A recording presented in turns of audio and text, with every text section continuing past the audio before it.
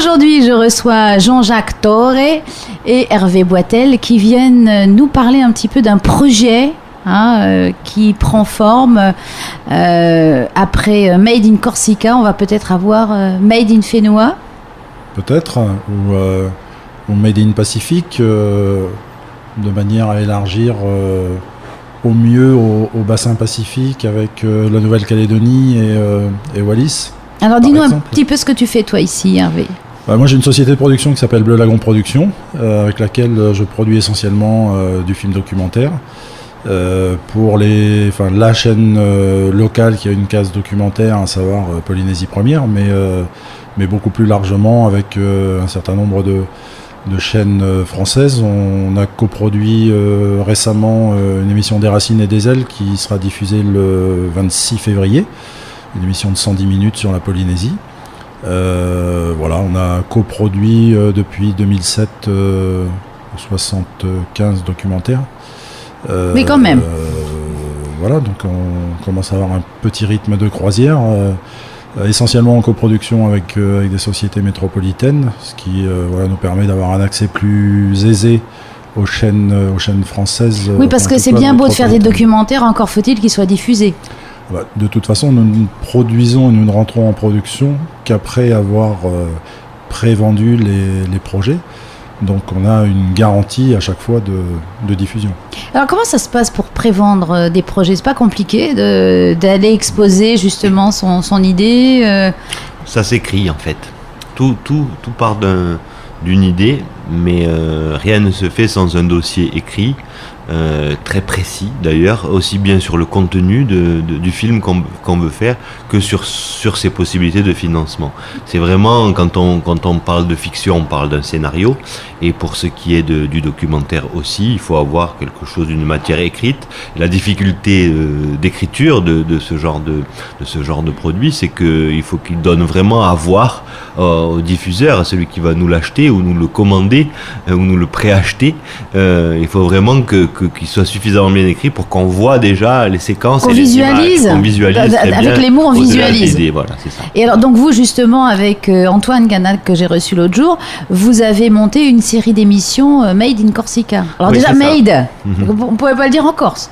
Oui, on aurait pu effectivement, mais cette appellation du Made in, c'est rigolo quoi. Et puis c'est surtout international, et donc du coup cette notion de marque de fabrique, en fait, le pays à partir duquel c'est fabriqué, c'est quelque chose qui résonne aux oreilles de tout le monde, en fait. Voilà, vous n'avez pas eu des réflexions désobligeantes. Non, au contraire, ça amuse. Je pense que ça amuse pas mal les téléspectateurs, et ça amuse aussi globalement les gens de savoir que cette notion de made in, cette façon de prononcer en anglais, il y a un côté qui s'associe à quelque chose qui au contraire peut passer pour passéiste ou pour rural ou pour rustique. Tout d'un coup, il y a une notion de modernité qui s'inscrit dans l'association des deux mots, quoi. Oui, et puis mais c'est vrai qu'on retient, c'est amusant. Enfin, en France, on parle aussi beaucoup en ce moment du Made in France, du Made in France, du Made in France. Mais donc le Made in Corsica, c'est nouveau. Le Made in Corsica, c'est nouveau, mais c'est pas vraiment nouveau. C'est le fait de le revendiquer, en fait. Voilà. Parce que c'est quelque chose qui,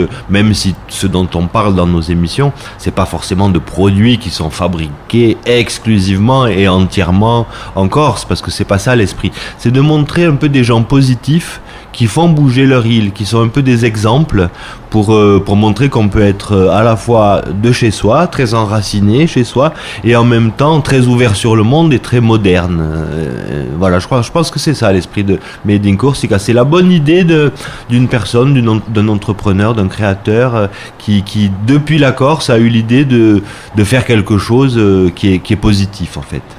Et donc ça donne envie. Vous avez des retours de oui, on a déjà quand on a prévendu cette émission à France 3 Corse via Stella, parce que chez nous en Corse on a un peu une similitude avec la Polynésie, c'est que on n'est pas considéré exactement comme une région, mais on est considéré comme une collectivité territoriale. Oui. Et du coup, les antennes de France 3 ne sont pas simplement une antenne régionale de France 3, mais on a une chaîne, un peu comme vous avez Polynésie Première, France Télévisions en Corse a créé via Stella, qui a une certaine certaine autonomie, et puis surtout qui émet toute la journée. Alors que dans les autres régions, ça n'émet que quelques heures par jour. Oui, il y a des décrochages pour les journaux et quelques petits trucs. Alors qu'en Corse, non, on a tout le temps l'antenne Corse. Alors cette antenne-là, il faut l'alimenter. Il faut la nourrir. Il faut la nourrir. Et justement, du coup, les dirigeants de cette chaîne font appel à nous, les producteurs extérieurs, en plus de ce qu'ils fabriquent eux-mêmes,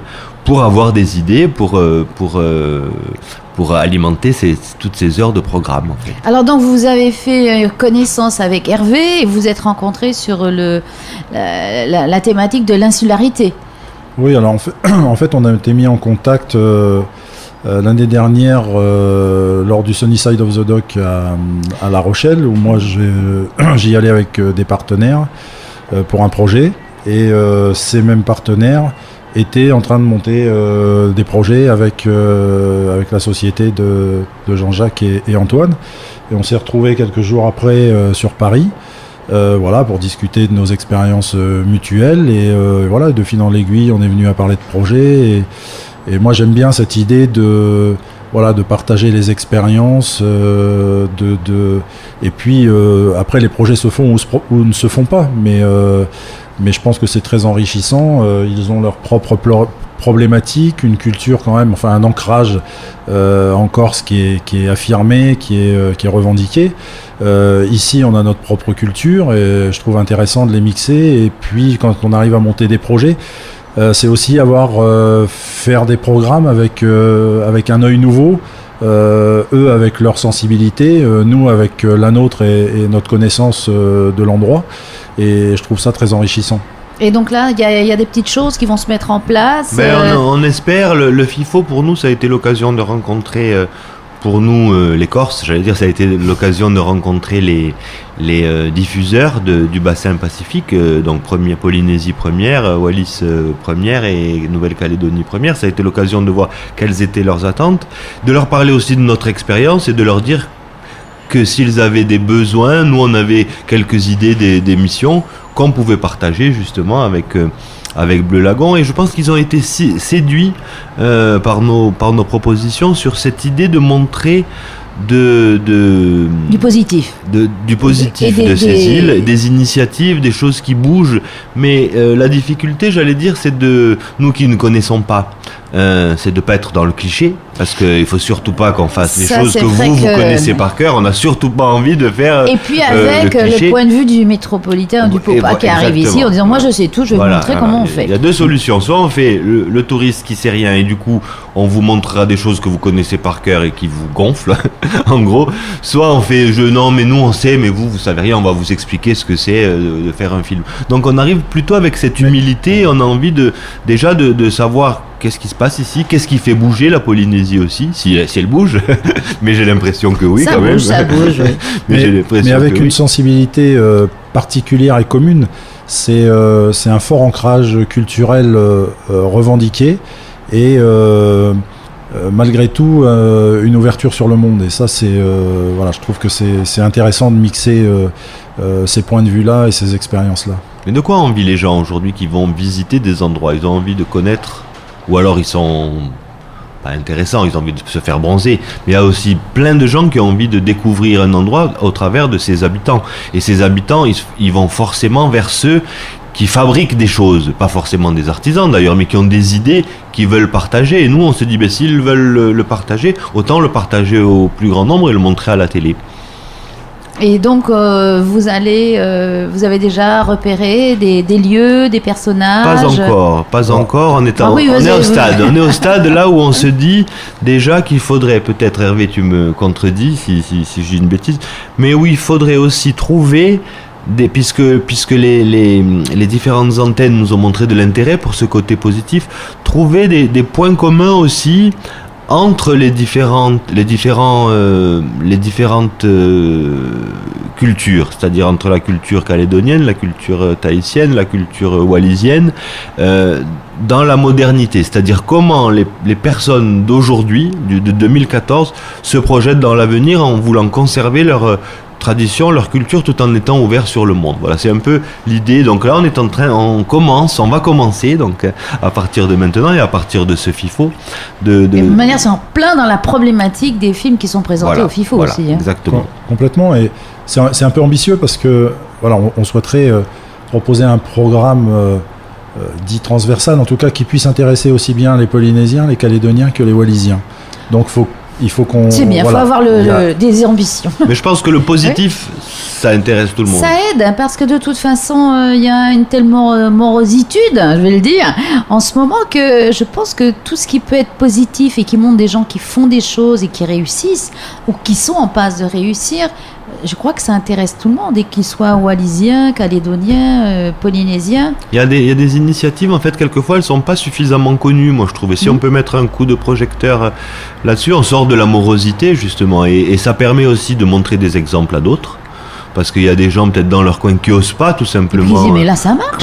Entreprendre un truc, ils n'osent pas entreprendre et donc ils se disent tiens, pourquoi moi je le ferais pas, puisque j'ai un talent quelque part, parce que j'ai cette possibilité, parce que j'ai ce champ de fleurs qui pourrait donner des huiles essentielles, et que puisque ça là-bas ils en font des cosmétiques, pourquoi j'essaierais pas moi d'en faire quelque chose, et puis pourquoi je prendrais pas au niveau de la cuisine la recette de ma grand-mère qui était complètement indigeste parce qu'elle était trop grasse, mais moi je vais essayer de la faire comme on l'a fait en 2014, en essayant de garder sa saveur et sa couleur, etc., mais la faire adaptée à nos jours.